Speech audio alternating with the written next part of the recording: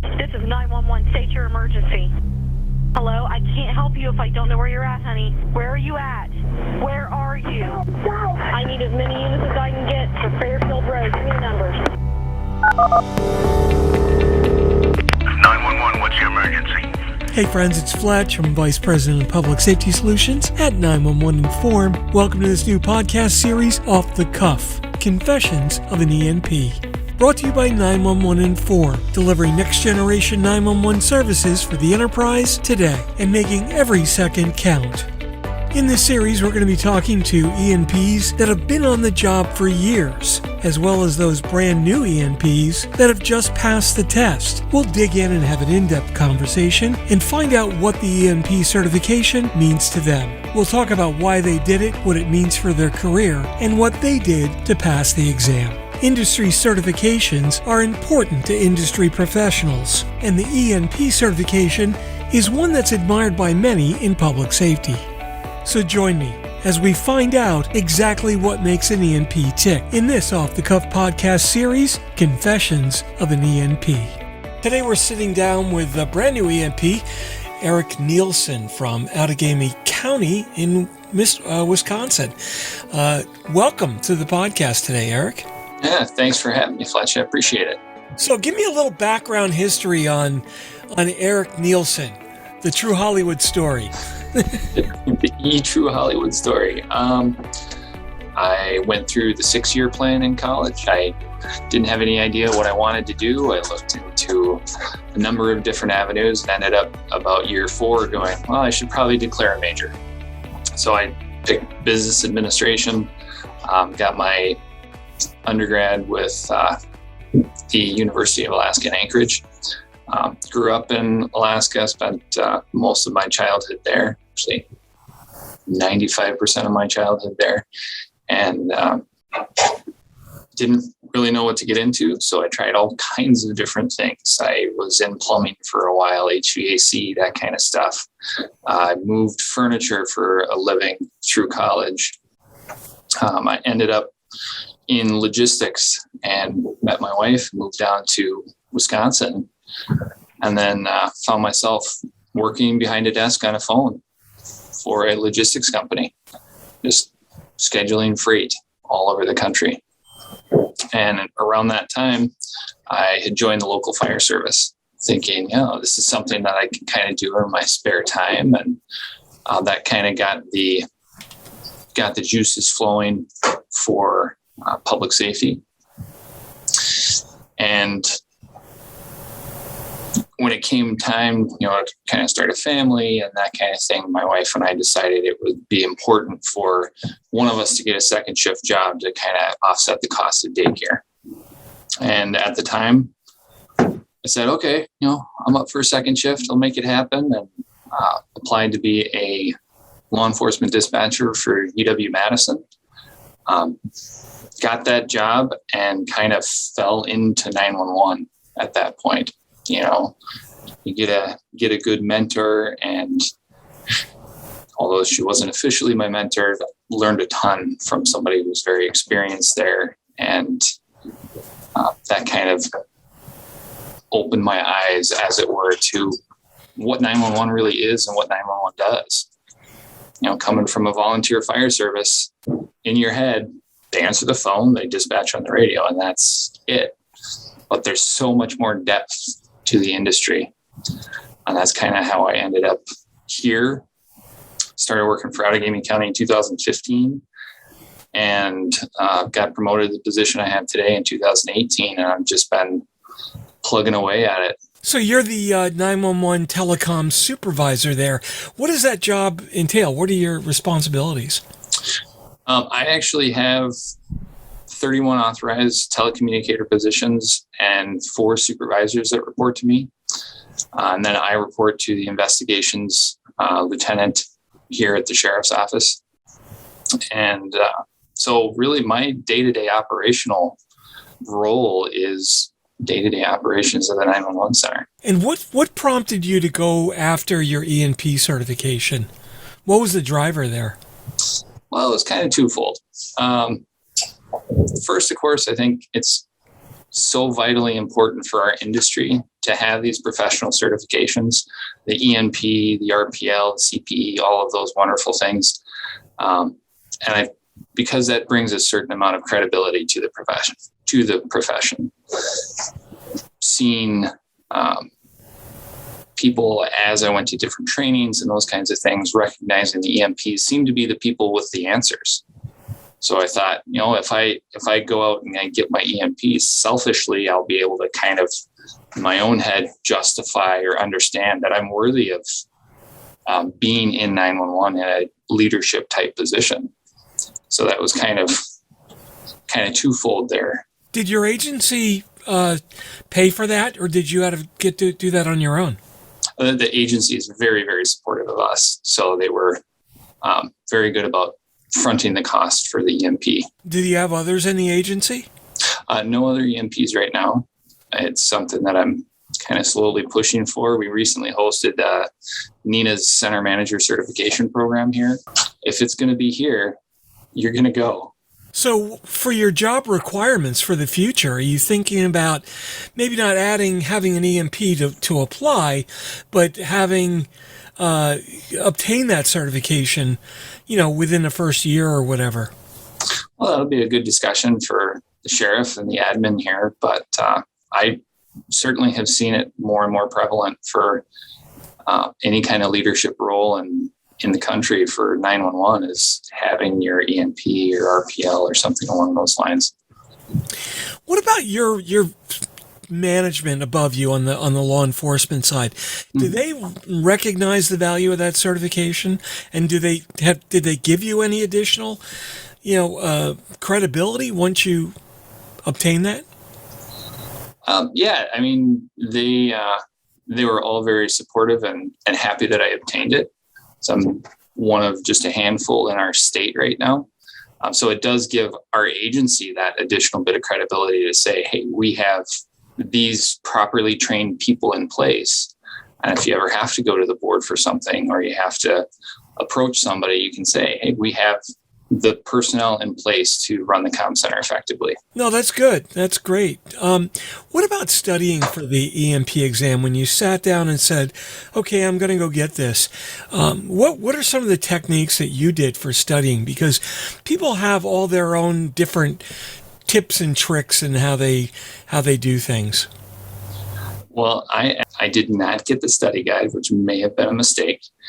But I was part of Mission Critical does a periodic study group. So I started their study group in January of 2020. With COVID and all that stuff hitting, I completely lost track of where I was with that and had to put all that on the back burner. But then Tracy, who you had on early on this podcast, she started her own study group late summer last year, something like that, June, July. So I was part of that one and listened in each week to that. So I had that baseline along with a couple of the study exams and that kind of thing from the Mission Critical study group. And then, of course, I went out and I found different YouTube videos and different things that were out there. And then, of course, flashcards. Flashcards were huge for me. Quizlet has a ton of them on there already. But really had to kind of take one practice exam and see where you're at and see what you're missing. Go back and study those sections a bunch. Take another one, go study that. And that was kind of the strategy moving forward. But ultimately, I think the most important thing is getting a test date. When you have a hard and fast, this is the deadline, then you can really step up your studying. Those are two things that I've heard, three things I've heard over and over and over. Number one, Tracy runs a great class. So I made a mistake and I had her on my podcast at first. Whatever. We all make mistakes. We all have our crosses to bear. Of course, I'm doing that just so, again, she curses me out because I know I get to her when I say that. Now, but flashcards, which, is, to me, that's a new thing that I just heard about the Quizlet. And apparently there is a ton of ENP content on Quizlet, which just shocked me because I had not been exposed to that before. But the other thing that I continuously hear is set a date, whether you're ready or not, but that's your date and you got to make it. So it forces you, into the right habits. Mm-hmm. Yeah. And, I had kind of started studying in January of 20 and kind of set it aside through most of COVID, and then picked it back up with Tracy's study group. And really, I was doing consistently an hour or two every night the last 3 or so months before I actually sat for the exam. Right. So it's one of those things, you don't have any reference point to it. It's not like you take a class and you have these quizzes throughout. It's do or die. Here's your date. Here's your time. You're there and you know it or you don't. How did you feel once you completed the test, Eric, and you handed your paper in and you're waiting for your pass-fail email? What were your thoughts? What did you think? Actually, for me, it was nice because it was a walk to the car. So it was all electronic. They said, okay, thanks for taking the exam, and you should be getting some kind of notification on your preliminary score. So I walked from the inside of the testing place out to the car, and I sat down and checked my email, and there it was. And there was a few seconds of, oh boy, how am I going to explain this to my boss if I failed? But open it up, preliminary said pass, and I breathed a huge sigh of relief. That was a really good feeling. There's nothing like that feeling, and I remember that so specifically because when the very first time I took the test, I thought I did pretty good, but then I'm wondering, did I do that good? And I really didn't know. And I ended up doing really well. Was really happy with my score, but I was just unsure. I wasn't entirely 100%. Oh, I aced it, no problem. I didn't feel that way. And fortunately, it wasn't even an email.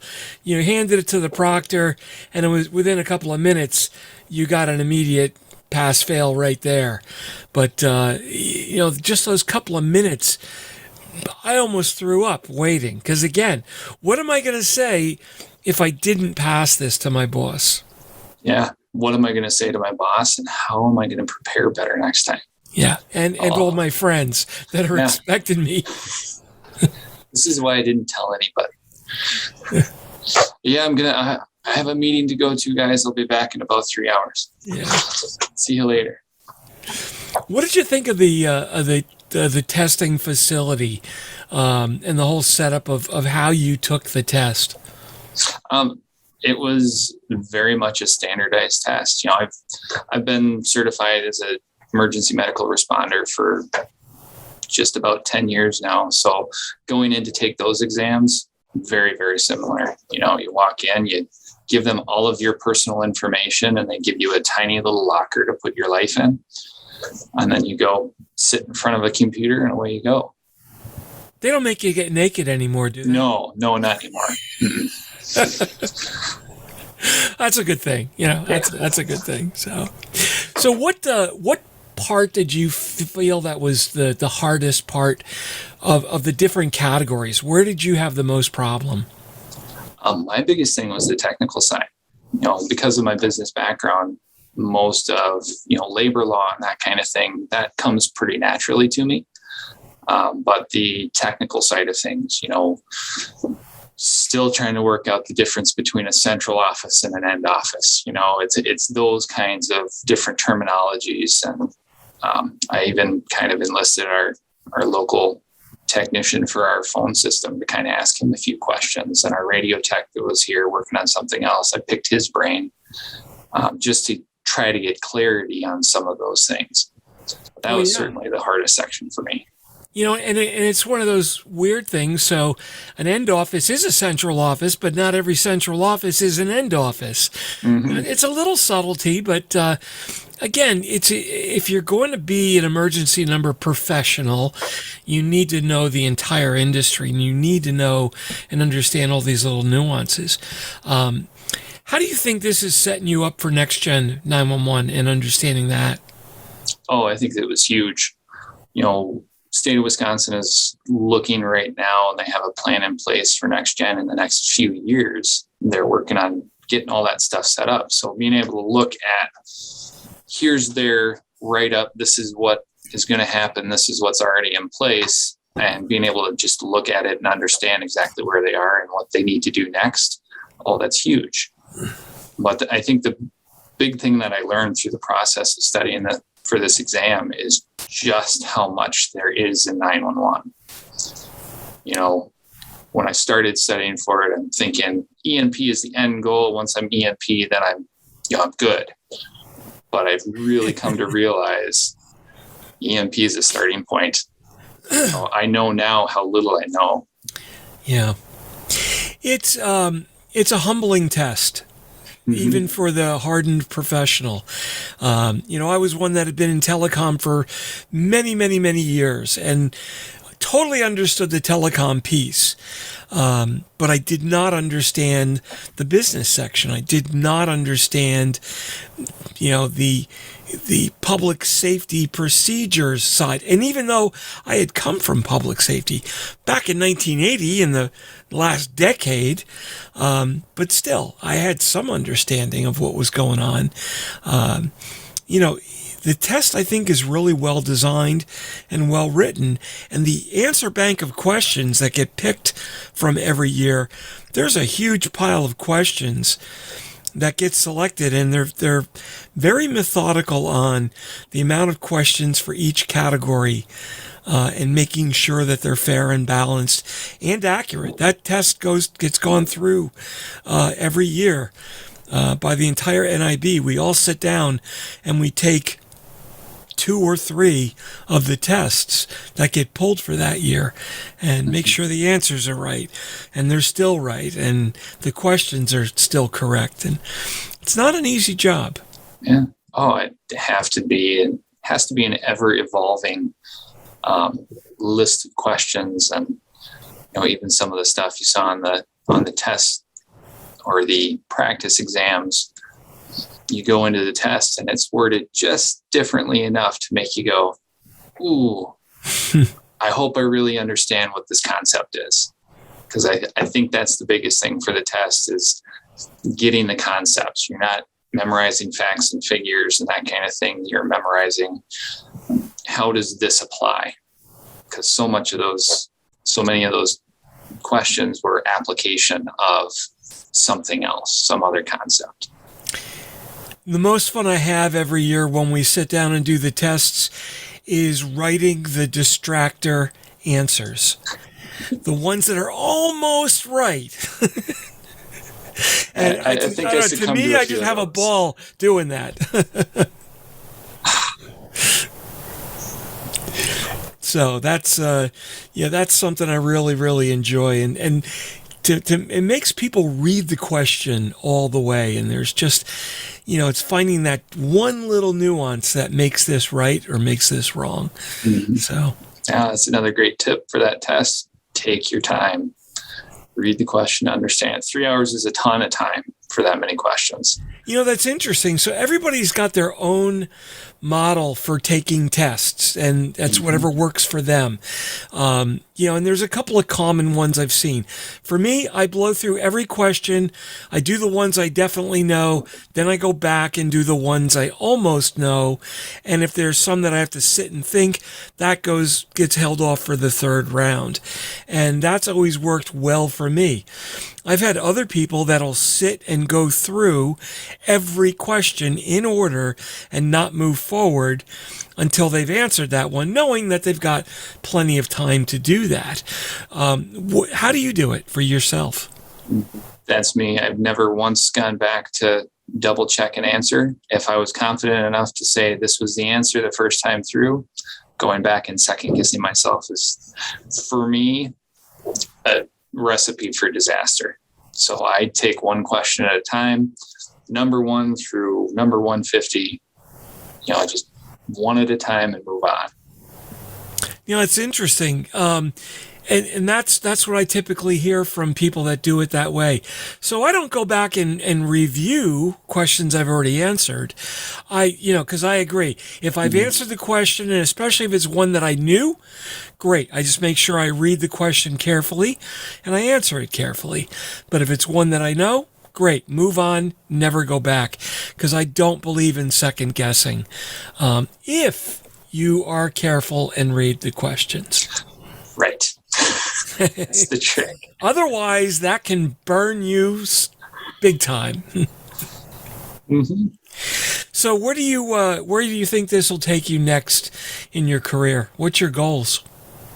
Well, I think my goal right now is, now that I kind of have this certification and kind of that, I don't want to say the ultimate credibility, but more credibility than I had before. Now I can really take that and focus on doing everything that I can to make our environment here a better place for the telecommunicators. I mean, that's my role as a leader in this position, is to make the day-to-day work easier, better, faster, more palatable where it comes in, providing the mental health support and doing all those different things. My focus right now is right back on the work. So much of the ENP studying was after hours on my own time. Now being able to take that knowledge and apply it right into the day-to-day work that I do, I think that's the biggest benefit that I wasn't expecting, is how much of the knowledge I use right away. Yeah, so now that you've been bitten by the public safety bug, safe to say you're probably not going to go back to logistics. No, I would. Boy, there's a lot of good things to say about logistics, but having a job I can come into every day and have every day be completely different, this is my dream job. I'm so excited to be where I am. Oh, that's great. So what advice do you have for somebody who's kind of on the fence or wondering should they invest in themselves for the ENP, and, if they can actually do it? What's your advice to those people? Take a look at Maslow's hierarchy. Where do you fall right now? How do you see yourself in the future? What do you want to be viewed as when you're first introduced to somebody? Obviously I'm not going to go say, "Hi, I'm Erik Nielsen, ENP." No, you're not going to do that. But knowing in the back of your mind that you've qualified along with, all of the professionals in our industry, the leadership in our industry is 99% EMPs, or RPLs. I mean, both of those organizations, APCO and NINA, they have such a heavy influence on 911 throughout our country and the world. I mean, do you want to be counted among them? And where's your self-actualization need? Are you at a point where you want that little bit more? Then EMP is a great way to get it. No, great advice, Erik. So thanks so much for sitting down with us today. Congratulations on your ENP. Best wishes for a long and healthy career out in Outagamie County, Wisconsin. I love that name, Outagamie. Yep. Well, you got the pronunciation right, which is better than most. What does that mean? Do you know? Honestly, I think it means the other side of the river. Oh, There was a story here not too long ago. It comes from the Native American tribes that name a lot of the things in Wisconsin where you get your Wauwatosa's and Waukesha's and those kinds of things. But I believe Outagamie means something to the effect of the other side of the river. Or it's a kind of cheese. Could be. Because it is Could Wisconsin. Well. Yeah. Give me some of that Outagamie cheese. So, hey. All right. Well, listen, Erik, thanks very much. I'm going to let you get back to work. And again, thanks for what you do. You picked a great profession to be a part of. Congratulations for that. And best of luck on a long, long career. All right. Thanks very much, Fletch. I appreciate it. No problem. Well, that wraps up this episode of Off the Cuff, Confessions of an ENP. I'm Mark Fletcher, ENP, and I'm the Vice President of Public Safety Solutions at 911 Inform. Off the Cuff is sponsored by 911 Inform, delivering next-generation 911 solutions to the enterprise today and making every second count. Visit them on the web at 911inform.com. Remember, you can follow me on Twitter at Fletch911. Check out all my blogs and podcasts at fletch.tv And be sure to like and subscribe below. That way you'll be immediately notified whenever a new podcast is published. Thanks so much for listening. If you're in public safety, thanks for what you do. Take care and have a great day.